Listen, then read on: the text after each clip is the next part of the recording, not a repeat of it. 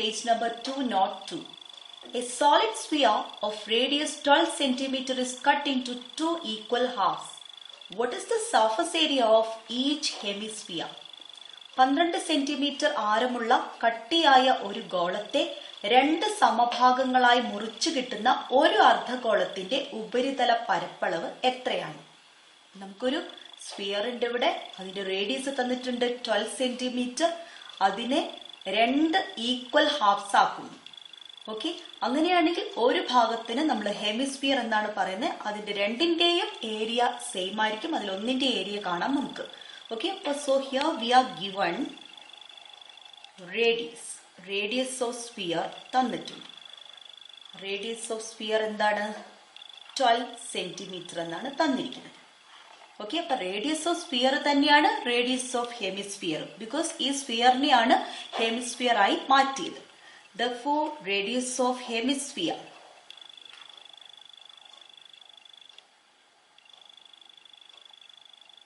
R is equal to 12 centimeter. Okay, നമുക്കിനി എന്താണ് കണ്ടുപിടിക്കേണ്ടത്? സർഫസ് ഏരിയ ഓഫ് ഹെമിസ്ഫിയർ, അർദ്ധഗോളത്തിന്റെ ഉപരിതല പരപ്പളവ്. അപ്പൊ അതിന് നമുക്കൊരു ഫോർമുല ഉണ്ട്. എന്താണ് ആ formula? Surface area of hemisphere, അർദ്ധഗോളത്തിന്റെ ഉപരിതല പരപ്പളവ് കാണാൻ നമ്മുടെ ഫോർമുല എന്താണ്? 3πr². ഓക്കെ, അപ്പൊ നമുക്ക് ആറിന്റെ വാല്യൂ ഇവിടെ സബ്സ്റ്റിറ്റ്യൂട്ട് ചെയ്യാം. 3 into pi into r 12 ആണ്. So 12². Okay, so 3 into pi into 12² 144 ആണ്. ഓക്കെ, അപ്പൊ നമുക്ക് 3നെയും 144നെയും മൾട്ടിപ്ലൈ ചെയ്യാം. 3യും 144ഉം കൂടെ മൾട്ടിപ്ലൈ ചെയ്യുമ്പോൾ 432 എന്ന് കിട്ടും. So 432 pi. ഇത് സർഫസ് ഏരിയ ആണ്. സെന്റിമീറ്ററിലാണ് മറ്റ് ഏരിയ തന്നിരിക്കുന്ന യൂണിറ്റ്. സോ ഇതെന്താണ്? സ്ക്വയർ സെന്റിമീറ്റർ അല്ലെങ്കിൽ സെന്റിമീറ്റർ സ്ക്വയർ എന്ന് എഴുതാം. Text book exercise question number 1, page number 203. The surface area of a solid sphere is 120 square centimeters. If it is cut into two halves, what would be the surface area of each hemisphere? കട്ടിയായ ഒരു ഗോളത്തിന്റെ ഉപരിതല പരപ്പളവ് 120 ചതുരശ്ര centimetre ആണ്. അത് മുറിച്ച് രണ്ട് അർദ്ധഗോളങ്ങളാക്കിയാൽ ഓരോന്നിന്റെയും ഉപരിതല പരപ്പളവ് എന്തായിരിക്കും? അപ്പൊ ഒരു സ്ഫിയർ മുറിച്ച് രണ്ട് ഹെമിസ്ഫിയേഴ്സ് ആക്കിയാൽ അതിൽ ഓരോന്നിന്റെയും ഉപരിതല പരപ്പളവ് അഥവാ സർഫസ് ഏരിയ എന്ന് പറയുന്നത് തുല്യമായിരിക്കും. നമ്മൾ ഒന്നിന്റെ കണ്ടുപിടിച്ചാൽ മതി. ഓക്കെ, അപ്പൊ നമുക്ക് തന്നിരിക്കുന്ന കണ്ടീഷൻ എന്താണ്? We are given the surface area of sphere. ഗോളത്തിന്റെ ഉപരിതല പരപ്പളവാണ് നമുക്ക് തന്നിരിക്കുന്നത്. സോ നമുക്ക് അവിടെ മുതൽ തുടങ്ങാം. Given surface area of sphere.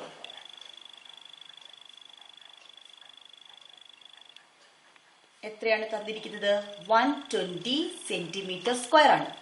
സ്ഫിയറിന്റെ surface area കാണാൻ നമുക്ക് ഫോർമുല ഉണ്ട്. What is that? That is, ഇതിന്റെ നേരെ താഴെ അത് എഴുതും. ഓക്കെ, 4πr² എന്ന് പറയുന്നതാണ് എത്ര?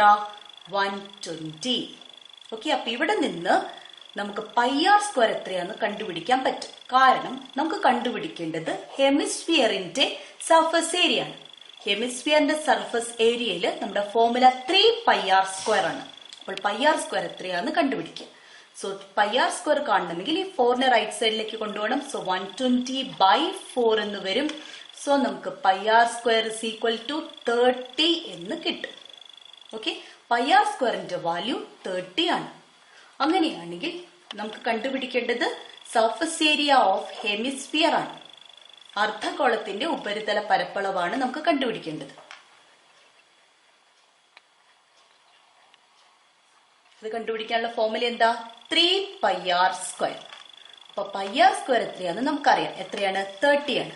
സോ 3 into πr²ന്റെ സ്ഥാനത്ത് നമുക്ക് എത്ര കൊടുക്കാം? 30 എന്ന് കൊടുക്കാം. So what is 3 into 30? 90. Okay, 90 centimetre square ആണ് ആൻസർ. SSLC 2020 ചോദിച്ച 5 മാർക്സിന്റെ ക്വസ്റ്റ്യൻ ആണിത്. അതിൽ first part A, the radius of A solid sphere is 6 centimeters. Find its volume and surface area.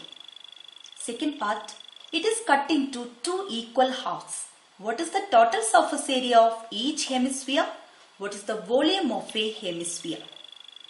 കട്ടിയായ ഒരു ഗോളത്തിന്റെ ആരം 6 സെന്റിമീറ്റർ ആണ്.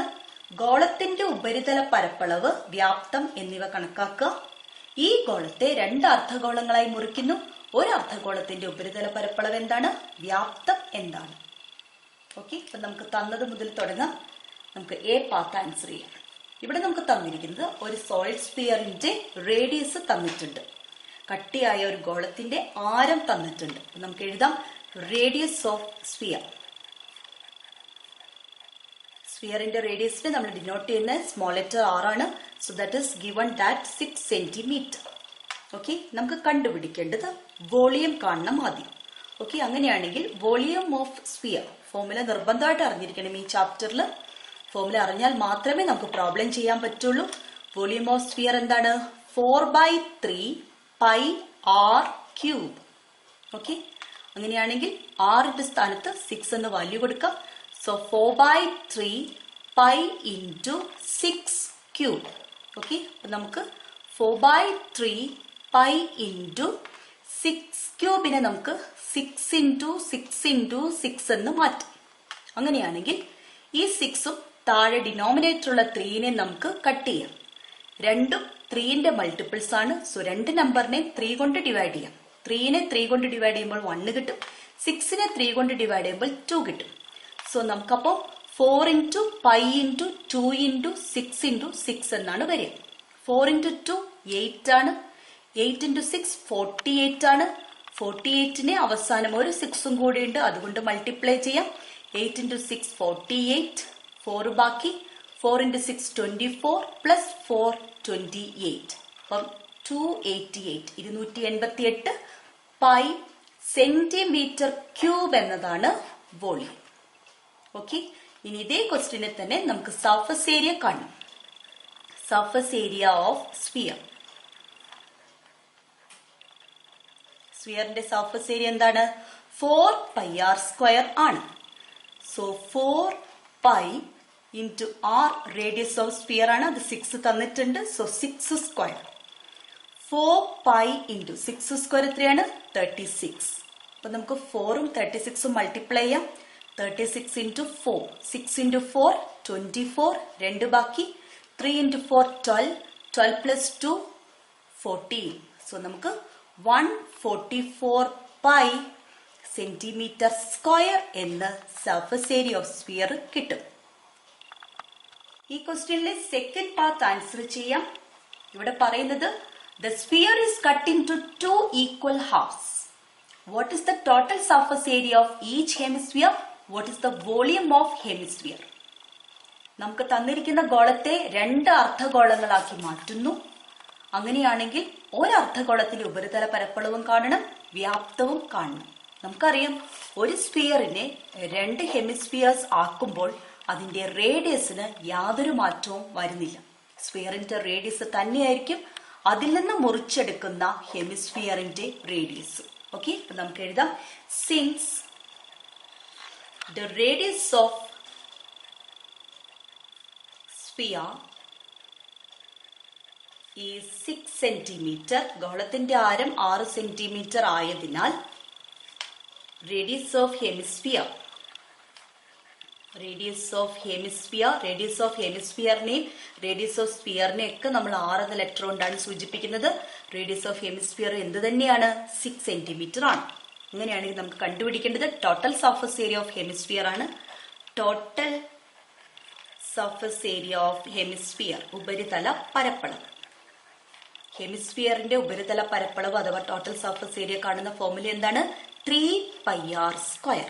Okay, so 3 pi into R ഇവിടെ 6 ആണ്. So 6 square. 3 pi into 36. Okay, 36നെ 3 കൊണ്ട് മൾട്ടിപ്ലൈ ചെയ്താൽ എന്താ കിട്ടുക? 6 ഇൻറ്റു 3 18, 1 ബാക്കി. 3 ഇൻറ്റു 3 9, 9 പ്ലസ് 1 10, 108 എന്ന് കിട്ടും. 108 പൈ സെന്റിമീറ്റർ സ്ക്വയർ ആണ് ടോട്ടൽ സർഫസ് ഏരിയ. ഇനി നമ്മളോട് കാണാൻ പറഞ്ഞത് വോളിയം ഓഫ് ഹെമിസ്ഫിയർ ആണ്. നമ്മൾ ഒന്നാമത്തെ പാർട്ടില് വോളിയം ഓഫ് സ്ഫിയർ കണ്ടിട്ടുണ്ട്. അങ്ങനെയാണ് വോളിയം ഓഫ് ഹെമിസ്ഫിയർ സ്ഫിയറിന്റെ വോളിയത്തിന്റെ പകുതിയാണ്. ഗോളത്തിന്റെ വ്യാപ്തത്തിന്റെ പകുതിയാണ് അർദ്ധഗോളത്തിന്റെ വ്യാപ്തം. അപ്പൊ ഒറ്റയടിക്ക് വേണമെങ്കിൽ നമുക്ക് ആൻസർ എഴുതാം. 288 പൈ എന്നാണ് നമുക്ക് വോളിയം കിട്ടിയിരിക്കുന്നത്. അതിന്റെ പകുതി എടുക്കുമ്പോൾ നമുക്ക് 144 പൈ എന്ന് ആൻസർ എഴുതാം. അല്ല എങ്കിൽ എന്ത് ചെയ്യാം? ഫോർമുല ഉപയോഗിക്കാം. എന്താണ് ഫോർമുല വരിക? 2/3 പൈ ആർ ക്യൂബ് എന്നതാണ് വോളിയം ഓഫ് ഹെമിസ്ഫിയറിന്റെ ഫോർമുല. സോ നമുക്ക് 2/3 പൈ ഇൻറ്റു ആർ 6 ആണ്. So 6 cube 2/3 pi into 6 ക്യൂബിനെ 6 into 6 into 6 എന്ന് എഴുതുന്നു. 6/3 ചെയ്യുമ്പോൾ 2 കിട്ടും. So 2 into 2 4, 4 into 6 24, 24 into 6, 4 into 6 24, 2 ബാക്കി, 2 6 are 12 plus 2 144. So 144 pi centimetre square എന്ന ഫോർമുല ഉപയോഗിച്ച് നമുക്ക് ആൻസറിലേക്ക് എത്താൻ പറ്റും. പിന്നെ ഒന്ന് ഓർത്തോളാം, ഇത് second part of the question ആണ്. അതിന് ഫസ്റ്റ് പാർട്ടുമായിട്ട് കണക്ഷൻ ഉണ്ടാവും. വോളിയം ഓഫ് സ്ഫിയർ തന്നിട്ടുണ്ടെങ്കിൽ ഡയറക്റ്റ് ആയിട്ട് നിങ്ങൾക്ക് ഇത് എഴുതാം. Volume of hemisphere is equal to volume of sphere by 2 ആണ്, or half of volume of sphere. അങ്ങനെ നിങ്ങൾക്ക് 288 പൈനെ അതിന്റെ പകുതി 144 പൈ എന്ന് ആൻസർ എഴുതാം. SSLC മോഡൽ 2019 ചോദിച്ച 5 മാർക്സിന്റെ ക്വസ്റ്റ്യൻ ആണിത്. ഫിഗർ ശ്രദ്ധിക്കുക. A solid is made by fixing a hemisphere of same radius on the flat face of a cone. The height of the cone is 12 centimeters and its slant height is 13 centimeters. A. What is the radius of the cone? B. What is the curved surface area of the hemisphere? C. What is the total surface area of the solid? ഒരു അർദ്ധഗോളത്തിന്റെ പരന്ന മുഖത്ത് അതേ ആരമുള്ള ഒരു വൃത്തസ്തൂപിക ഘടിപ്പിച്ച ഘനരൂപമാണ് ചിത്രത്തിൽ. വൃത്തസ്തൂപികയുടെ ഉയരം 12 സെന്റിമീറ്ററും ചരിവ് ഉയരം 13 സെന്റിമീറ്ററുമാണ്. വൃത്തസ്തൂപികയുടെ ആരം എത്രയാണ്? അർദ്ധഗോളത്തിന്റെ വക്രതല പരപ്പളവ് എത്രയാണ്? ഈ ഘനരൂപത്തിന്റെ ഉപരിതല പരപ്പളവ് കണക്കാക്കുക. ഇവിടെ നമുക്ക് തന്നിരിക്കുന്ന സോളിഡ് ഷേപ്പ് നോക്കാം. അതിനെ ഒരു ഹെമിസ്ഫിയർ, ഒരു അർദ്ധഗോളത്തിന്റെ പരന്ന ഭാഗം, അതായത് സർക്കിൾ ആയിട്ടുള്ള ഭാഗത്ത് അതേ റേഡിയസിൽ എന്ന് പറഞ്ഞ് ഇതിനോട് ചേർന്നിരിക്കുന്ന വിധത്തിൽ ഒരു കോണ് ഇങ്ങനെ ഘടിപ്പിച്ചിരിക്കുന്നു. അപ്പൊ നമുക്ക് കാണാൻ പറ്റുന്ന രൂപം ഇതാണ്. നമുക്കിവിടെ കണ്ടുപിടിക്കേണ്ടത്, നമുക്ക് തന്നിരിക്കുന്ന എന്താ? ഈ കോണിന്റെ ഹൈറ്റ് തന്നിട്ടുണ്ട്. കോണിന്റെ ഹൈറ്റ് എന്ന് പറഞ്ഞാൽ അപ്പെക്സിൽ നിന്ന് ആ സർക്കിളിന്റെ സെന്ററിലേക്കുള്ള ലെങ്ത് ആണ് ഹൈറ്റ്. അത് നമുക്ക് തന്നിട്ടുണ്ട്. 12 സെന്റിമീറ്റർ ആണ്. നിങ്ങൾക്ക് ഇവിടെ കാണാം.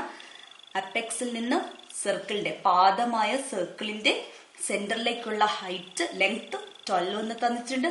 ഇതിന്റെ സ്ലാന്റ് ഹൈറ്റ്, കോണിന്റെ മാത്രം സ്ലാന്റ് ഹൈറ്റ് തന്നിട്ടുണ്ട് 13 സെന്റിമീറ്റർ എന്ന്. നമുക്ക് കണ്ടുപിടിക്കേണ്ടത് വൃത്തസ്തൂപികയുടെ ആരം എത്രയാണ് എന്നാണ്. നമുക്ക് ചിത്രം നോക്കാം. ഈ ഒരു കോണിന്റെ ആരം എന്ന് പറയുന്നത് എന്താണ്? അതിന്റെ ബേസ്. അപ്പൊ നിങ്ങൾക്ക് ഇവിടെ കാണാം, നമ്മുടെ സ്തൂപികയുടെ, അതായത് കോണിന്റെ ബേസും സർക്കിളാണ്, ഹെമിസ്ഫിയറിന്റെ ബേസും അതേ സർക്കിളാണ്. അപ്പൊ നമുക്ക് കാണേണ്ടത് കോണിന്റെ റേഡിയസ് ആണ്. കോണിന്റെ റേഡിയസ് എന്ന് പറയുന്നത് സർക്കിളിന്റെ സെന്ററിൽ നിന്ന് ഈ ഒരു പോയിന്റിലേക്കുള്ള ലെങ്ത് ആണ്. ഇതാണ് റേഡിയസ്. നമുക്ക് ഇതാണ് കണ്ടുപിടിക്കേണ്ടത്. ഓക്കെ, നമുക്ക് തന്നിരിക്കുന്ന എന്താണ്? കോണിന്റെ റേഡിയസ് ആണ് കാണണ്ടേ. കോണിന്റെ എന്തൊക്കെ കാര്യങ്ങളാണ് നമുക്ക് തന്നിരിക്കുന്നത്? ഹൈറ്റ് തന്നിട്ടുണ്ട്, അതേപോലെ സ്ലാന്റ് ഹൈറ്റ് അഥവാ ചെരിവ് ഉയരം തന്നിട്ടുണ്ട്. നമുക്ക് എഴുതാം. ഗിവൺ നമുക്ക് തന്നിരിക്കുന്നത് ഹൈറ്റ് ഓഫ് കോൺ ആണ്. ഹൈറ്റ് ഓഫ് കോൺ, വൃത്തസ്തൂപികയുടെ ഉയരം, അതിന് നമ്മൾ H എന്ന ലെറ്റർ ആണ് യൂസ് ചെയ്യുക. നമുക്ക് തന്നിട്ടുണ്ട് അത് 12 സെന്റിമീറ്റർ ആണ്. പിന്നെ തന്നിരിക്കുന്നത് സ്ലാന്റ് ഹൈറ്റ് ആണ്, ചെരിവ് ഉയരം. സ്ലാന്റ് ഹൈറ്റ് ഓഫ് കോൺ, അതിന് നമ്മൾ യൂസ് ചെയ്യുന്ന ലെറ്റർ L ആണ്. അത് നമുക്ക് തന്നിട്ടുണ്ട് 13 സെന്റിമീറ്റർ. എ പാർട്ടിൽ നമ്മളോട് കാണാൻ പറഞ്ഞിരിക്കുന്നത് കോണിന്റെ ബേസ് റേഡിയസ് ആണ്. ബേസ് റേഡിയസ് ഓഫ് കോൺ, ഇതിന് നമ്മൾ R എന്നാണ് ഡിനോട്ട് ചെയ്യാം. അതാണ് നമുക്ക് കണ്ടുപിടിക്കേണ്ടത്. അപ്പൊ നമുക്ക് അറിയാവുന്ന കോണിന്റെ അറിയുന്ന മെഷേഴ്സ് ഹൈറ്റും സ്ലാന്റ് ഹൈറ്റുമാണ്. കണ്ടുപിടിക്കേണ്ടത് r. സോ ഇതിനെ മൂന്നിനെയും റിലേറ്റ് ചെയ്യാൻ പറ്റുമോ? നമ്മൾ പഠിച്ചിട്ടുണ്ട് കോണിൽ ഒരേ ഒരു റിലേഷനേ ഉള്ളൂ, അത് ഏതാണ്? LHR ആണ്. അപ്പൊ അത് യൂസ് ചെയ്യുമ്പോൾ നമുക്ക് r എന്താന്ന് കണ്ടുപിടിക്കാൻ പറ്റും. L square is equal to h square plus r square. L 13 ആണ്. So 13 square is equal to h 12 ആണ്. So 12 square plus r square. Okay, 13 square 169, 12 square 144 plus r square. അങ്ങനെയാണെങ്കിൽ r square എന്താ? 169 minus 144, 169, 144 കുറച്ചാൽ 25 എന്നാണ് കിട്ടുക. r square 25 ആണെങ്കിൽ r എത്രയാണ്? എന്തിന്റെ സ്ക്വയർ ആണ് 25? 5ന്റെ സ്ക്വയർ ആണ് 25. So r is equal to 5 centimetre. Radius നമുക്ക് കിട്ടി. റേഡിയസ് 5 സെന്റിമീറ്റർ എന്ന് നമുക്ക് കിട്ടിയിട്ടുണ്ട്. ഓക്കെ, അപ്പൊ നമുക്ക് റേഡിയസ് ഈ ഫിഗറിൽ ഒന്ന് മാർക്ക് ചെയ്യാം. r is equal to 5. Okay, ഇനി നമുക്ക് സെക്കൻഡ് പാർട്ട് ആൻസർ ചെയ്യാം. B part. What is the curved surface area of the hemisphere? ഹെമിസ്ഫിയറിന്റെ curved surface area എന്താണ്? അർദ്ധഗോളത്തിന്റെ വക്രതല പരപ്പളവ്. അർദ്ധഗോളത്തിന്റെ വക്രതല പരപ്പളവ് എന്ന് പറയുന്നത് ഈ ഭാഗത്തെ ഏരിയ. നമുക്കതിവിടെ കാണാം അല്ലെ?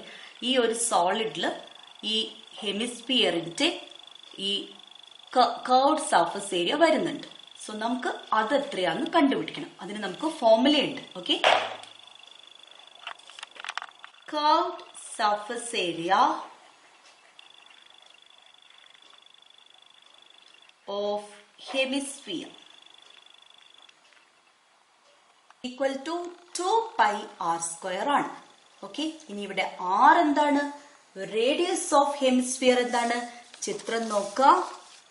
കോണിന്റെ ബേസ് റേഡിയസ് തന്നെയാണ് ഹെമിസ്ഫിയറിന്റെ റേഡിയസ്. ഓക്കെ, അപ്പൊ കോണിന്റെ ബേസ് റേഡിയസ് 5 എന്ന് നമുക്ക് കിട്ടി. സോ അത് തന്നെയാണ് ഹെമിസ്ഫിയറിന്റെ റേഡിയസ്. സോ r എന്താണ്? 5 ആണ്.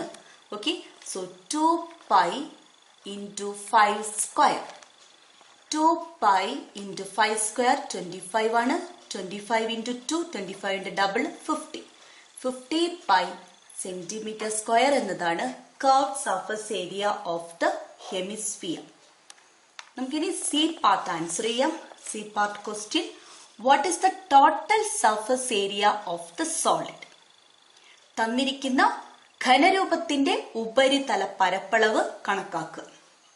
നമുക്ക് തന്നിരിക്കുന്ന ഘനരൂപം എന്ന് പറയുന്നത്, സോളിഡ് എന്ന് പറയുന്നത് ഇതാണ്. ഇതിന്റെ ടോട്ടൽ സർഫസ് ഏരിയ എന്ന് ഉദ്ദേശിക്കുന്നത് എന്താണ്? കോണിന്റെ കർവ്ഡ് സർഫസ് ഏരിയ മൊത്തം കാണണം. പിന്നെയോ ഹെമിസ്ഫിയറിന്റെ കർവ്ഡ് സർഫസ് ഏരിയയും കാണണം. കോണിന്റെ കർവ്ഡ് സർഫസ് ഏരിയയോട് കൂടി ഹെമിസ്ഫിയറിന്റെ കർവ്ഡ് സർഫസ് ഏരിയ കൂട്ടിയാൽ നമുക്ക് ഈ സോളിഡിന്റെ ടോട്ടൽ സർഫസ് ഏരിയ കിട്ടും. മനസ്സിലാവുന്നുണ്ടല്ലോ? കാരണം നമുക്ക് ഈ രണ്ടിന്റെയും പാദം ചേരുന്ന ഭാഗം സോളിഡിൽ ഇല്ല, അത് ഫിക്സഡ് ആണ്, അത് ചേർന്നിരിക്കുകയാണ്. സോ ഈ സോളിഡിന്റെ ടോട്ടൽ സർഫസ് ഏരിയ എന്ന് പറഞ്ഞാൽ കോണിന്റെ കർവ്ഡ് സർഫസ് ഏരിയ പ്ലസ് ഹെമിസ്ഫിയറിന്റെ കർവ്ഡ് സർഫസ് ഏരിയ. മിക്ക കുട്ടികളും ചെയ്യുമ്പോൾ total surface area of solid എന്ന് ചോദിക്കുമ്പോൾ കോണിന്റെ ടോട്ടൽ സർഫസ് ഏരിയയും കാണും, ഹെമിസ്ഫിയറിന്റെ ടോട്ടൽ സർഫസ് ഏരിയയും കാണും. അത് കൂട്ടി വെക്കുകയാണ് ചെയ്യുന്നത്. ഇത് രണ്ടും ഇങ്ങനെ സെപ്പറേറ്റ് ആയിട്ടുള്ളതല്ല, ഇത് ചേർന്നിരിക്കുന്ന ഒരു ഘനരൂപം, ഒരു സോളിഡ് ആണ് നമുക്ക് തന്നിരിക്കുന്നത്. അപ്പൊ നമുക്ക് ഇതിന്റെ ടോട്ടൽ സർഫസ് ഏരിയ എന്ന് പറഞ്ഞാൽ ഇത് മൊത്തത്തിലാണ് വേണ്ടത്. അപ്പം ഇത്രയും നമുക്ക് curved surface area of cone ആണ്. ഈ താഴെയുള്ളത് curved surface area of hemisphere ആണ്. Okay, so total surface area of solid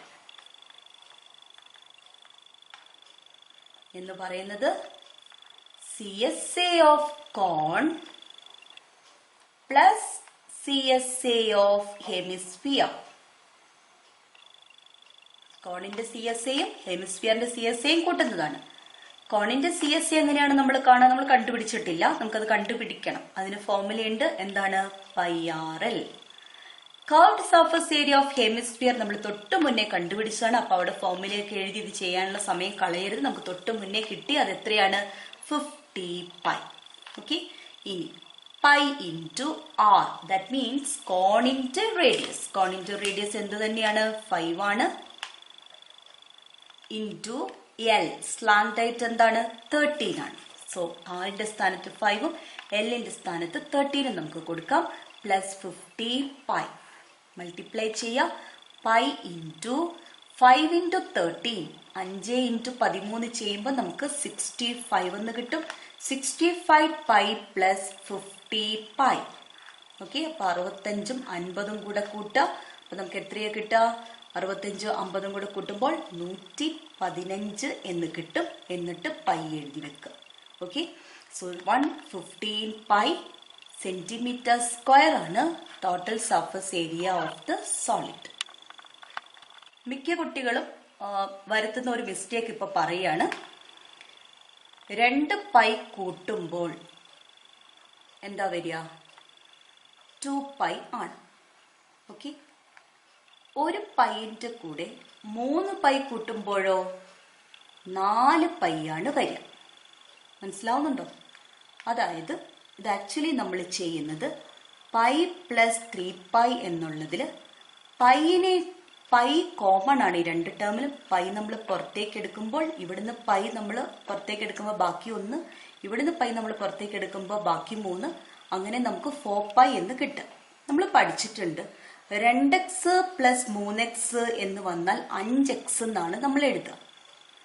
5x square എന്ന് എഴുതാറില്ല. എന്താണ് എക്സ് സ്ക്വയർ എന്ന് പറയുന്നത്? എക്സിനെ 2 തവണ മൾട്ടിപ്ലൈ ചെയ്യുന്നതിനാണ് നമ്മൾ എക്സ് സ്ക്വയർ എന്ന് എഴുതുക. എക്സ് ഇൻറ്റു എക്സ് ആണ് എക്സ് സ്ക്വയർ. അപ്പൊ കൂട്ടുമ്പോൾ ഒരിക്കലും വേരിയബിളിനെ മാത്രമായി കൂട്ടരുത്. വേരിയബിൾസ് ഉള്ള ടേമുകളെ തമ്മിൽ കൂട്ടുമ്പോൾ അതിന്റെ കോഎഫിഷ്യൻസ്, അതിന്റെ ഗുണകങ്ങൾ തമ്മിൽ കൂട്ടി ആ വേരിയബിൾ എഴുതി വെക്കാനേ പാടുള്ളൂ.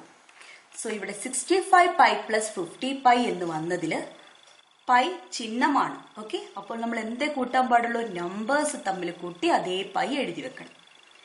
ഇനി 65 പൈ ഇൻറ്റു 50 പൈ ആയിരുന്നെങ്കിലോ 65ഉം 50യും ഗുണിക്കണം, പൈയും ഗുണിക്കണം. അതാണ് വ്യത്യാസം. 2x ഇൻറ്റു 3x വന്നിട്ടുണ്ടെങ്കിൽ 2ഉം 3ഉം മൾട്ടിപ്ലൈ ചെയ്താൽ 6, എക്സും എക്സും മൾട്ടിപ്ലൈ ചെയ്താൽ എക്സ് സ്ക്വയർ. എന്നാൽ 2x പ്ലസ് 3x എന്ന് വന്നാൽ 5x എന്നാണ് എഴുതുക. Okay, text book exercise question number 2, page number 203. The volumes of 2 spheres are in the ratio 27:64. What is the ratio of their radii and the ratio of their surface areas? 2 ഗോളങ്ങളുടെ വ്യാപ്തങ്ങൾ തമ്മിലുള്ള അംശബന്ധം 27:64 ആണ്. അവയുടെ ആരങ്ങൾ തമ്മിലുള്ള അംശബന്ധം എന്താണ്? ഉപരിതല പരപ്പളവുകളുടെ അംശബന്ധമോ?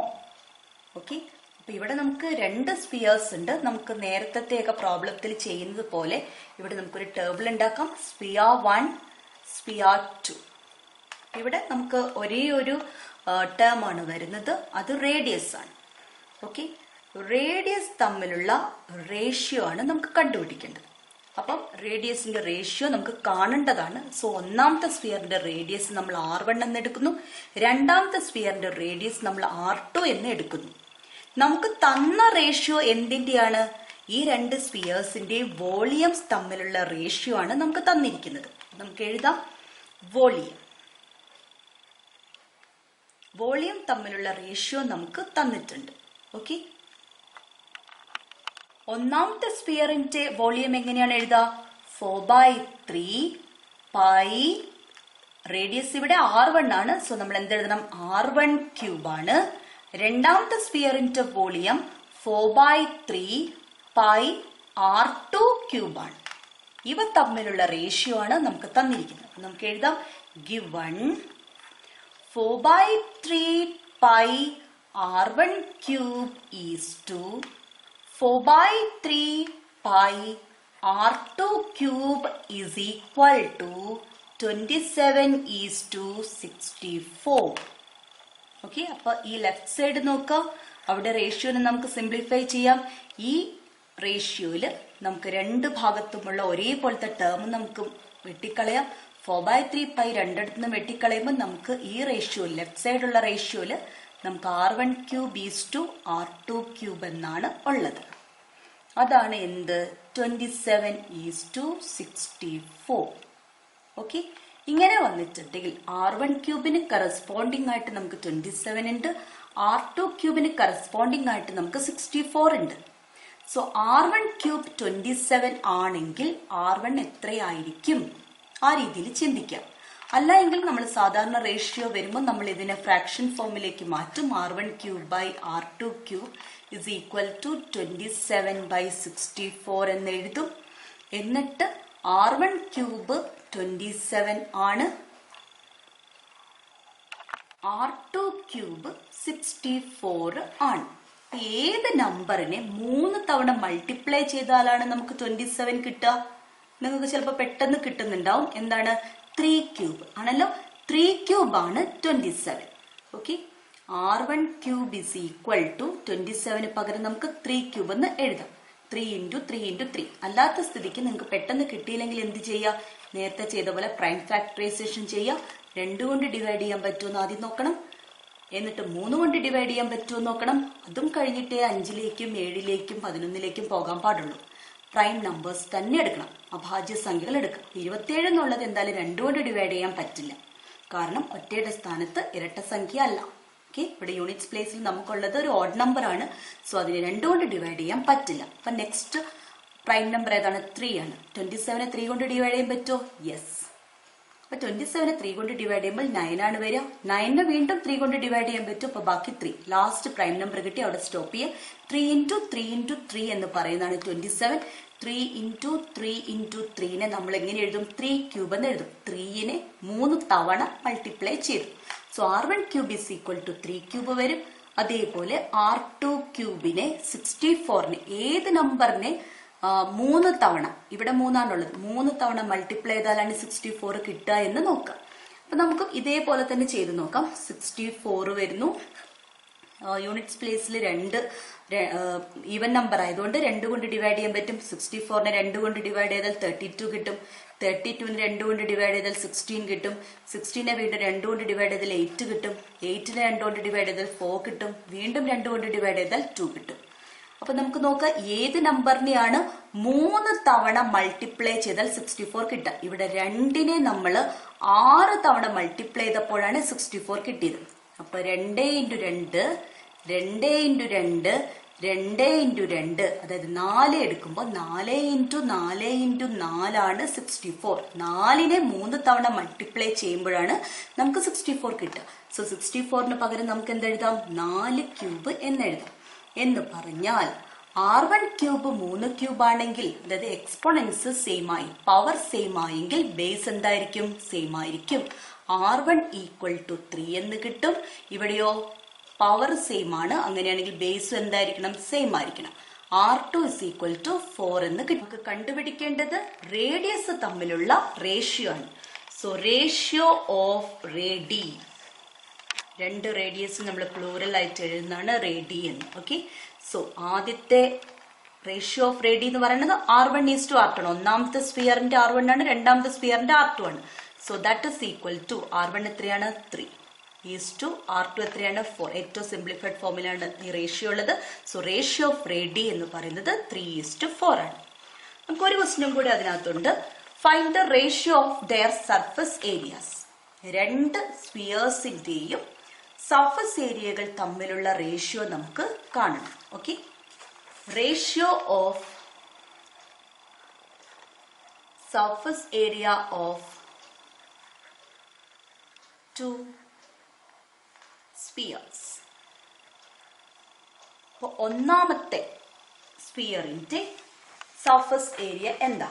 ഒന്നാമത്തെ സ്ഫിയറിന്റെ radius നമുക്ക് കിട്ടി. R1 3 ആണ്. അപ്പോൾ സ്ഫിയറിന്റെ സർഫസ് ഏരിയ കാണുന്നത് 4πr² എന്നാണ്. ഇവിടെ R1 ആണത്. R1ന്റെ വാല്യൂ 3 ആണ്. സോ 3² ഈസ് ടു രണ്ടാമത്തെ സ്ഫിയറിന്റെ സർഫസ് ഏരിയ 4πr². ഇവിടെ R എന്ന് പറയുന്നത് R2 ആണ്. R2ന്റെ വാല്യൂ 4 ആണ്. സോ 4². റേഷ്യോയില് രണ്ട് ഭാഗത്തും ഒരേപോലത്തെ നമ്പേഴ്സ് ഉണ്ടെങ്കിൽ നമ്മൾ വെട്ടിക്കളയും. അപ്പൊ നമുക്കുള്ളത് എന്താണ്? 3 സ്ക്വയർ 9 ഈസ് ടു റൈറ്റ് സൈഡില് 4 സ്ക്വയർ ആണ് 16. സോ 9:16 എന്നാണ് ratio surface area of 2 spheres. Second term 2018 ചോദിച്ച 4 മാർക്സിന്റെ ക്വസ്റ്റ്യൻ ആണിത്. Radii of 2 spheres are in the ratio 2:3. What is the ratio of their surface areas? Find the ratio of their volumes. രണ്ട് ഗോളങ്ങളുടെ ആരങ്ങൾ തമ്മിലുള്ള അംശബന്ധം 2:3 ആണ്. ഉപരിതല പരപ്പളുകൾ തമ്മിലുള്ള അംശബന്ധം എന്ത്? വ്യാപ്തങ്ങൾ തമ്മിലുള്ള അംശബന്ധം എന്ത്? ഇവിടെ രണ്ട് സ്ഫിയേഴ്സ് ഉണ്ട്. ഒരു ടേബിൾ ഉണ്ടാക്കാം. സ്ഫിയർ 1, രണ്ടാമത്തത് സ്ഫിയർ 2. നമുക്ക് ഇവിടെയുള്ള ടേം എന്ന് പറയുന്നത് റേഡിയസ് ആണ്. റേഡിയസിന് നമ്മൾ ഉപയോഗിക്കുന്ന ലെറ്റർ R ആണ്. ഇവിടെ റേഷ്യോ തന്നിട്ടുണ്ട്. റേഡിയസുകൾ തമ്മിലുള്ള റേഷ്യോ 2:3 എന്ന് തന്നിട്ടുണ്ട്. അപ്പൊ സ്ഫിയർ 1ന്റെ റേഡിയസ് എന്തായിരിക്കും? 2 × R, 2R. സ്ഫിയർ 2ന്റെ റേഡിയസ് എന്തായിരിക്കും? 3R. ഇവിടെ ഒരേ ഒരു വേരിയബിളേ നമുക്ക് സ്ഫിയറിനുള്ളൂ, അത് റേഡിയസ് ആണ്. അത് നമ്മൾ അവിടെ എഴുതി. ഇനി നമുക്ക് കാണാൻ പറഞ്ഞത് A part, find the ratio of their surface area. Okay, ratio of surface area of 2 spheres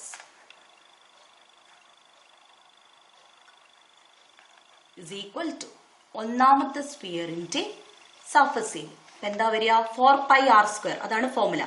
4πr. R radius ആണ്, ജനറൽ ആയിട്ട്. ഓക്കെ, അപ്പൊ R സ്ഫിയർ 1ന്റെ റേഡിയസ് എന്താ? 2R ആണ്. അപ്പൊ എങ്ങനെ എഴുതണം? 2R². അപ്പൊ 2R² എന്ന് പറയുന്ന ഈ സ്ക്വയർ 2ന് R-ന് ബാധകമാണ്. അതുകൊണ്ടാണ് 2R-നെ ബ്രാക്കറ്റിൽ ഇടാൻ പറയുന്നത്. ഓക്കെ, ഈസ് 2 രണ്ടാമത്തെ സ്ഫിയറിന്റെ സർഫസ് ഏരിയ. 4π റേഡിയസ്, റേഡിയസിന്റെ സ്ഥാനത്ത് എന്താ ഉള്ളത്? 3R ആണ്. So 3R². ഓക്കെ, R-ന് നിങ്ങൾ ബ്രാക്കറ്റ് ഇട്ടില്ല എങ്കിൽ ഇങ്ങനെയാ വരിക. അതിന്റെ അർത്ഥം 3 × R² എന്നാണ്. 3R² എന്ന് വരില്ല. അതുകൊണ്ടാണ് 3R-നെ ബ്രാക്കറ്റിൽ ഇടാൻ പറയുന്നത്. ഓക്കെ, സോ നമുക്ക് റേഷ്യോ ചെയ്യുമ്പോൾ നമ്മൾ എന്താ ചെയ്യുക? രണ്ട് സ്ഥലത്തും റേഷ്യോന്റെ അപ്പുറത്തും ഇപ്പുറത്തും ഒരേപോലത്തെ നമ്പേഴ്സ് വന്നാൽ അതിനെ നമ്മൾ വെട്ടിക്കളയും. അപ്പൊ നമുക്ക് ബാക്കി ലെഫ്റ്റ് സൈഡിൽ എന്താ ഉള്ളത്? 2ന്റെ സ്ക്വയർ 4 ആണ്.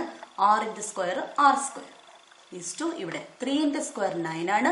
R-ന്റെ സ്ക്വയർ R². വീണ്ടും റേഷ്യോയുടെ രണ്ട് ഭാഗത്തും R² കോമൺ ആണ്. അതിനെ വെട്ടിക്കളയാം.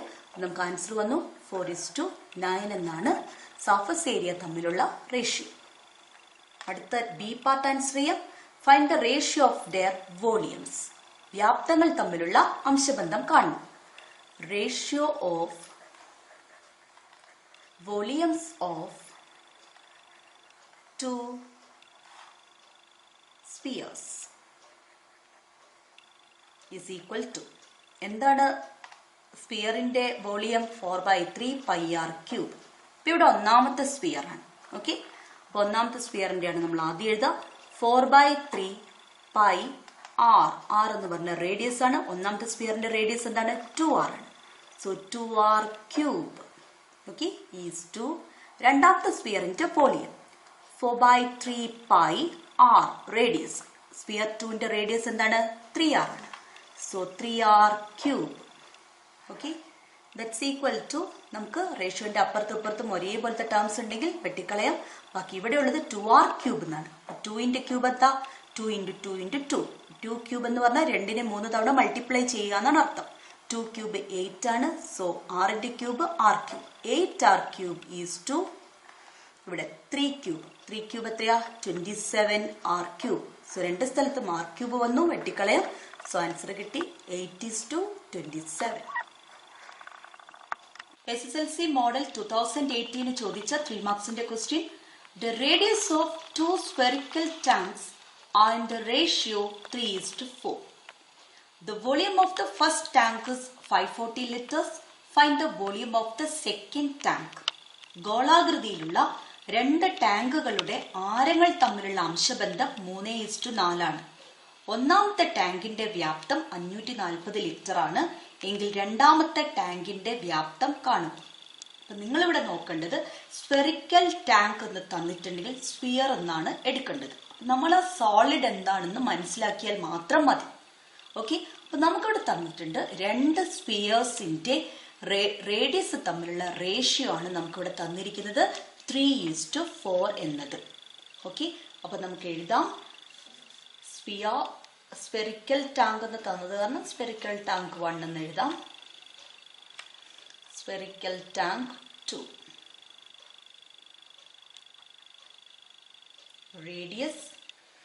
റേഡിയസ് ഓഫ് സ്ഫിയർ നമ്മൾ ഡിനോട്ട് ചെയ്യുന്ന ലെറ്റർ R ആണ്.